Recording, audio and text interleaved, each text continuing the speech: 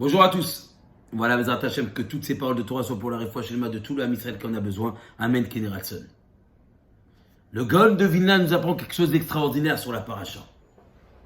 Lorsque Moshe Rabbeinu demande à Akadosh Baruch Hu de pouvoir encore voir et rentrer en Eretz Israël,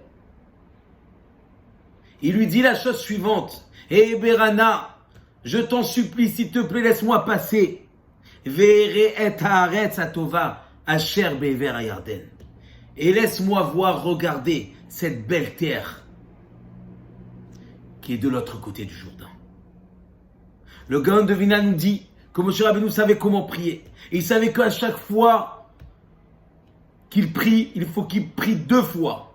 En demandant 2 fois à Hachem. Et à ce moment-là, il sera accepté. Comme nous voyons lorsque il a voulu que Myriam guérisse. Et elle a dit, Elna refanala.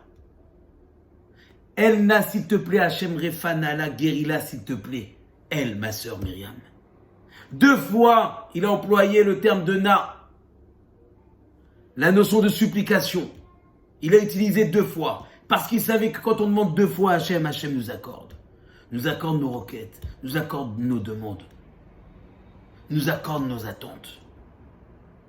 On apprend d'ici que plus grand est la tfila d'un homme que les actes de l'homme. Qui de plus grand que Moshe Rabbeinu pour avoir des actes extraordinaires de tout ce qu'il a fait?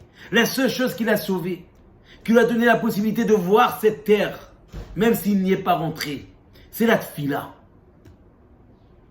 Parce que malgré le fait qu'il ne soit pas rentré, que Akadosh Baruch Hu lui a dit quand il a commencé à prier, il lui a dit Al Tosef Daber Elai, Od Badavarazé, arrête de me parler. Ne continue pas dans cette chose-là, ne me demande pas cette chose-là. On demande c'est quoi cette chose-là?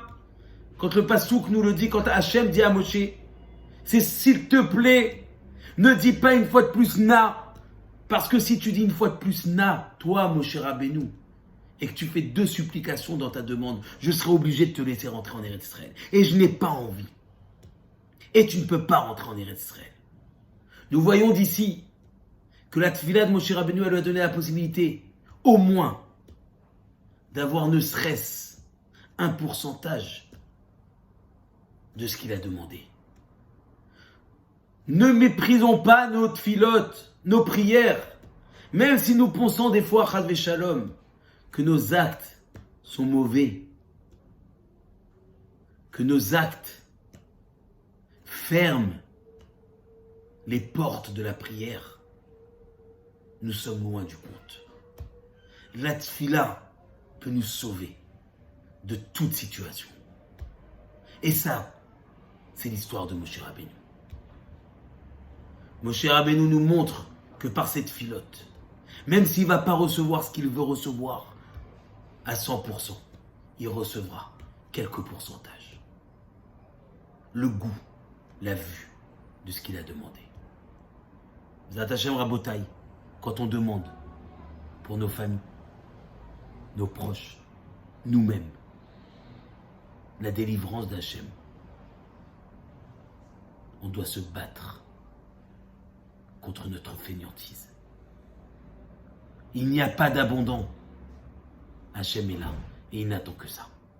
Qu'on se tourne vers lui, qu'on lui parle et qu'on lui demande. Vas-y plus qu'une fois. C'est le secret de Moshe Rabbeinu. Et on sera sauvé. Shabbat Shalom et que des bonnes choses.